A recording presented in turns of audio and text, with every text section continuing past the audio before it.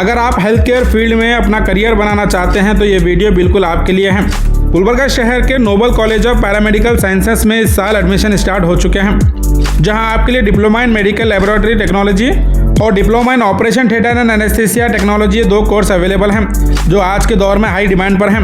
और सबसे खास बात, इन कोर्सेज का ड्यूरेशन एसएसएलसी के बाद 3 साल और पीयूसी के बाद 2 साल का कोर्स रहेगा।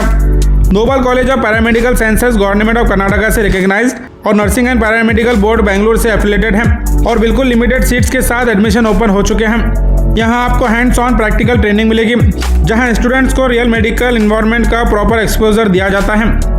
और सबसे खास बात, पीयूसी फेल स्टूडेंट्स भी एसएसएलसी पर अप्लाई कर सकते हैं, यानी आपका फ्यूचर यहाँ से सिक्योर हो सकता है।